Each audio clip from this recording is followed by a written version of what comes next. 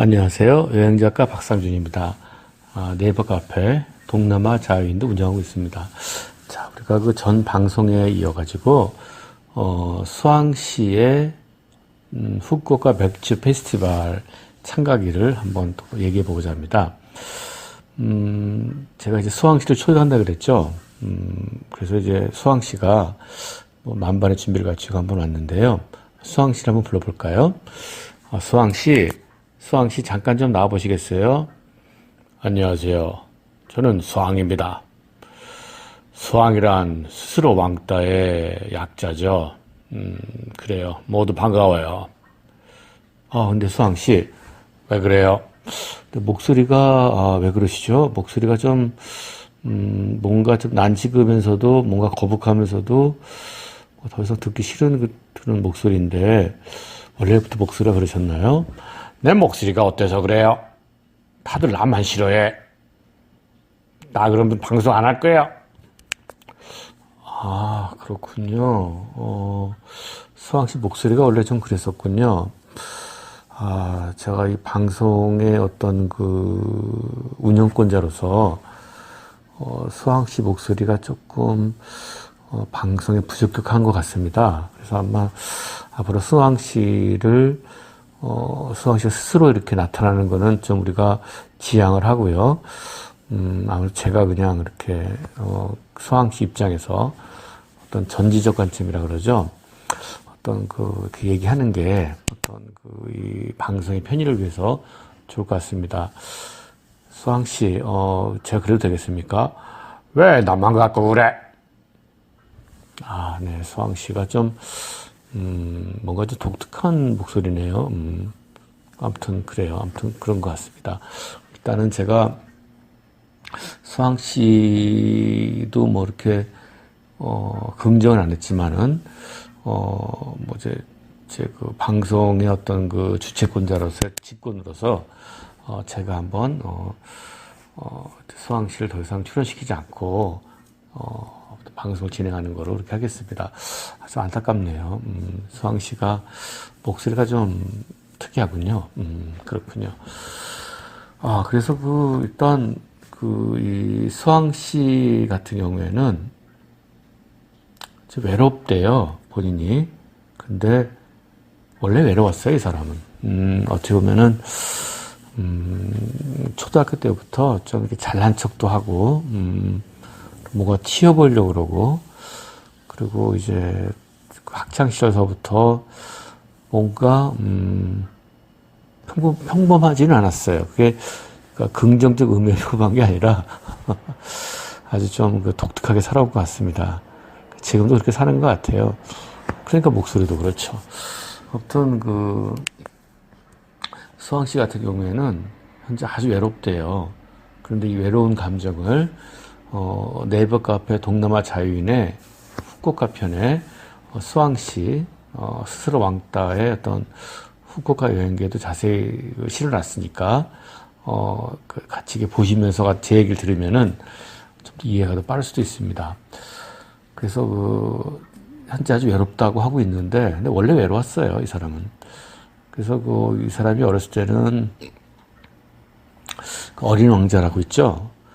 이상하게 또 어린 왕자도 좋아했고 석양도 좋아했고, 그래서 어린 왕자 석양을 얘기하면서 이성도 많이 이성한테 많이 이런 얘기도 하고 괜히 불쌍한 척도 하고 그랬었는데, 이제 나이도 먹고 하니까 누구한테 불쌍한 척 하기도 그렇고 그렇죠. 왜냐면은 젊었을 때 어떤 이렇게 시를 읽고 어린 왕자 얘기하고 외롭다 그러면은 좀 이렇게 뭔가 센티멘탈해 보이고 뭔가 보호해주고 그러고 싶은데, 나이 먹어서 외롭다 그러거나 나이 먹어가지고 어린 왕자 얘기하고 한 잔의 술을 마시고 그런 목마순 얘기하면은 그건 좀 주책이죠. 그래서 아무도 좀 이렇게 돌봐주지 않았던 것 같아요. 그러니까 수왕씨가 스스로가 내가 좀 고립됐구나, 외롭다라는 그런 생각을 했던 것 같아요. 그런데 수왕씨는 목소리는 이렇게 걸걸하지만 외모는 상당히 좀 유약해 보이는 게 있었던 것 같아요. 그러니까 다른 사람들이 볼 때는 뭐 사교적으로 보기도 하고 그러니까 좀 이렇게 신경을 안 썼던 것 같아요. 그러니까 수왕씨 자체도 너무 외롭다 생각이 되니까 뭔가 위로받을 게 필요했던 것도 같아요. 그런데 이제 수왕씨의 어떤 특유의 그 생각 속에서 그 위로받는 방법을 바로 여행을 택했던 거였죠.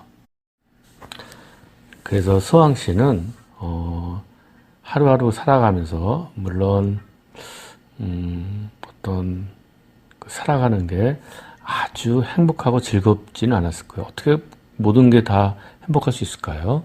그래서 수왕씨는 그 시지푸스의 신화라는 걸 상당히 좋아했었어요. 뭐냐면은 시지푸스가 커다란 돌멩이를 들고 터벅터벅 산 등성이를 올라가잖아요. 올라가고 밀고 올라가다가 바위가 드르르 굴러버려요. 그럼 또 덜렁덜렁 그 산 밑으로 내려와가지고 다시 바위를 끌고 끼양끼양 갖고 올라가요. 올라갔다가 또 바위가 또 또르륵 떨어져요. 다시 끌고 올라가요. 이 우리들이 시지프스의 신화라 그러죠. 그랬을 때 그 수왕씨는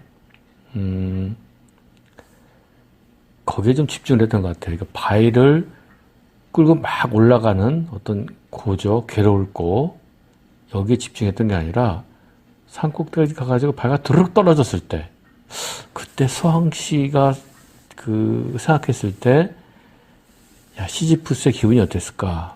그러니까 바로 그 꼭대기까지 바위를 갖고 올라갔고 그 바위가 드르륵 떨어져서 밑으로요. 그랬을 때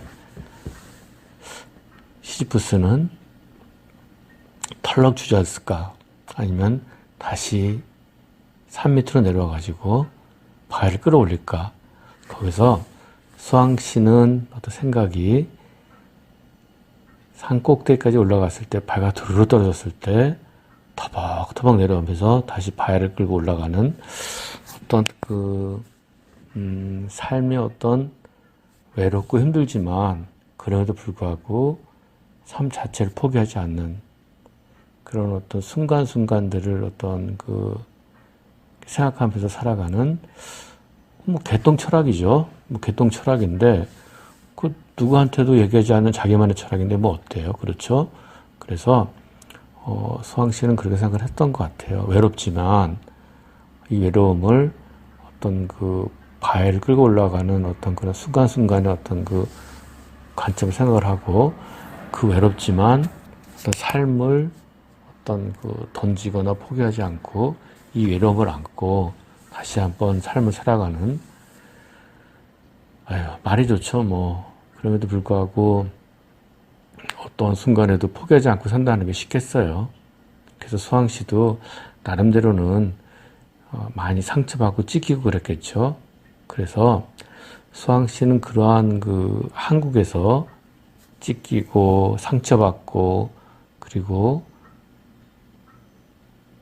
고통스러웠던 것들을 좀 조금이나마 보상받고 싶었었어요. 그래서 떠난 거예요. 어디를 떠나냐면은 후쿠오카의 맥주 축제를 보러 떠난 거죠.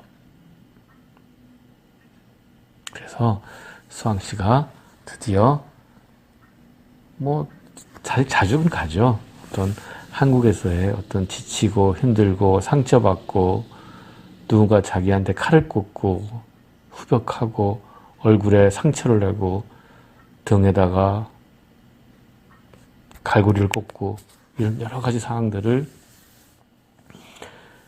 아물고 이해를 받고 이해라는 게 누구한테 이해가 아니라 본인한테 이해를 하고 또 본인 스스로를 상처를 취하기 위해서 여행을 떠나고 싶었던 거였어요. 그 여행을 떠나고 싶은 상황에서 핑계거리가 생긴 거죠. 그 핑계거리가 바로 후쿠오카의 맥주 축제였어요. 그래서 후쿠오카 공항에 도착한 수왕씨는 공항 주변을 어슬렁어슬렁 거리면서 탐색을 시작했어요.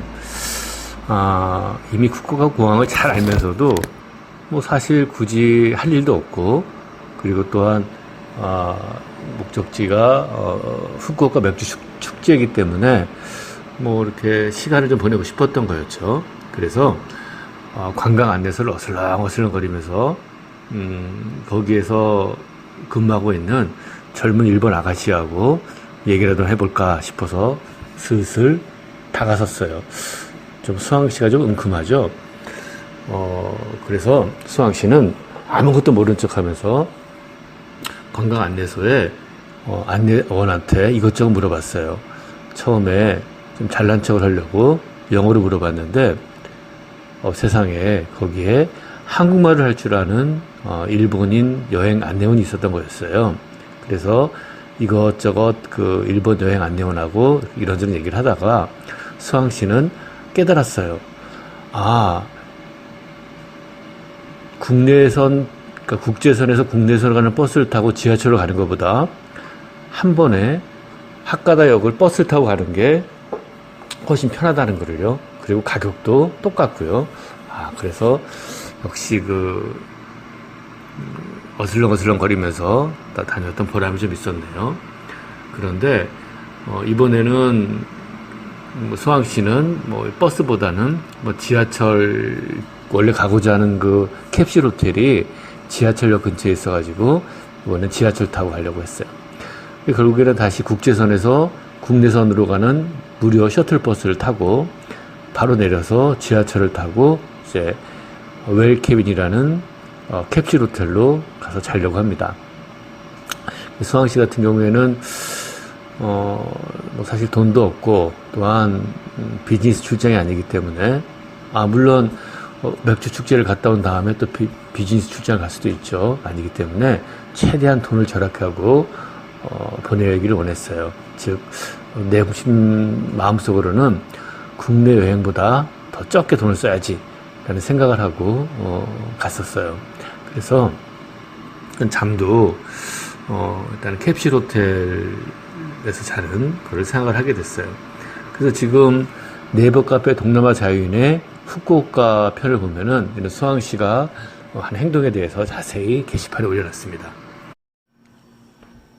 이번에 여행 목적은 수왕 씨 같은 경우에는 후쿠오카의 맥주 축제를 참여하는 것이었어요. 그랬는데 지나가다 보니까 수왕 씨로서는 나름대로 어떤 호기심이랄지 나름대로 어떤 개인적인 성향 때문에 이것저것 궁금한 것들을 안 보는 척하면서 관여를 하게 됐죠. 그 중에 하나가 캡슐 호텔이었어요. 물론 그 수왕 씨 같은 경우에는 한 10,000원에서 20,000원 정도 더 주고 도요권이라는 곳에 가서 잘 수도 있었는데 어떤 특이 호기심이랄까요? 내지는 10,000원에서 20,000원이 어디야? 하루에 3끼도 먹을 수 있어 라는 어떤 그 돈을 절약하고자 하는 나름대로의 절박함 때문에 캡슐 호텔이라는 걸 한번 이용해보고자 했던 거였습니다. 그래서 한국에서 미리 이렇게 알아보다가 후쿠오카 시내에 있는 웰케빈이라는 캡슐 호텔을 선택을 했습니다. 그런데 물론 이제 나중에 캡슐 호텔에서 얘기하겠지만은 수왕 씨가 나중에 깨달은 것은 굳이 후쿠오카 시내에서 얻을 필요는 없다. 캡슐 호텔을 이왕 얻을 거면은 반드시 시내가 아니더라도 조금 떨어진 곳이라도 버스나 전철을 타고 오게 되면은 충분히 갈 수 있는 거리이기 때문에 수왕 씨는 깨달았습니다. 다음에는 이렇게 사람들이 많은 후쿠오카 시내에서의 캡슐 호텔보다는 조금 떨어진 근교의 캡슐 호텔을 얻어야 되겠다라고 깨달았습니다.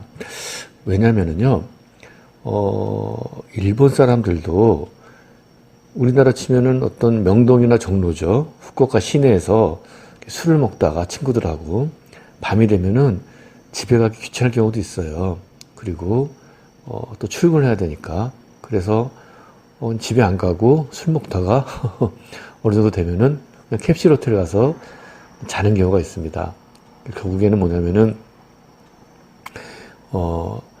회사들이 많은 곳의 캡슐 호텔은 외래 관광객들의 경쟁이 아니라 어떤 그 회사에 근무하는 직장인들의 어떤 와의 경쟁이 있을 수 있다 생각할 수 있습니다. 특히 금요일 저녁 같은 경우에는 그러지 않겠어요? 일본 사람들도 술 먹는 걸 이렇게 아주 좋아하는 것보다는 뭐 이렇게 회식이랄지 친구들이랄지 뭐 금요일 저녁이니까 시내에서 술을 먹을 수도 있겠죠. 그럴 때 너무 늦으면은 그냥 자버리는 경향도 있고, 또 서로 평일이더라도 다음날 출근해야 되니까 캡슐호텔에서 자고 샤워하고 바로 출근해 버리는 경우도 있죠. 그래서 수왕 씨는 깨달았어요. 아, 캡슐호텔을 자려면은 다음부터는 시내가 아니라 약간 근교에서 자야 되겠구나 깨달았습니다. 어떤 그 수왕 씨의 어떤 경험이죠. 그리고 이제 우리 수왕 씨 같은 경우에는 또 좀 재밌는 게 있는데, 자꾸 자기 합리화를 좀 잘 시키는 것 같아요. 왜냐면은, 어떤 우리가 그 동남아 자유인의 후쿠오카 편에 수왕 씨의 후쿠오카 이야기를 봐서도 2편이죠. 나오지만은, 뭐, 2, 3만 원짜리 캡슐 호텔에 자면서 가진 어떤 자기 합리화, 자기 변명을 하는 거예요. 뭐 돈이 없으니까 내가 자긴 하지만 자기도 좋은 시절이 있었다는 둥, 뭐 제일 싼 곳에서 하룻밤을 보내지만은 나기선 인생의 쓴맛을 느낀다는 둥, 또 저물어가는 자기 인생의 건배를, 뭐 저물어가는 나의 인생의 건배를, 뭐 그러면서 자꾸 사실은 뭐 돈이 없어서 싼 데를 가는 형편에 자기 합리화 시키면서 자꾸 어떤 낭만적이다라고 스스로 자기 체면을 건 듯한 그런 느낌이 좀 있는 것 같아요. 어떻게 보면 자기 합리화죠, 뭐. 그럼에도 불구하고 수왕 씨 같은 경우에는 특유의 이런 자기 합리화 때문에 힘들고 어려운 거를 또 이렇게 지내왔던 그런 경험도 있을 것 같았어요. 그러니까 다 동전의 앞뒷면이죠. 좋은 면 나쁜 면이 있는데, 수왕 씨는 지금 돈을 아끼려고 캡슐 호텔을 가면서도 온갖 자기 합리화를 통해서 가고 있습니다.